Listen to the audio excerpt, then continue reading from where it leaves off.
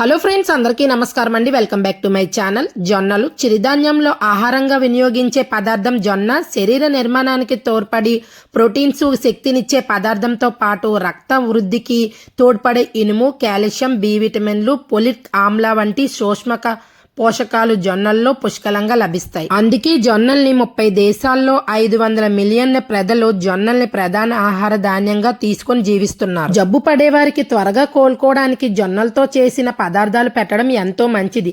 అన్ని రకాల జొన్నలు బాలింతలకు మంచి బలబద్ధకరమైన ఆహారంగా పనిచేస్తాయి.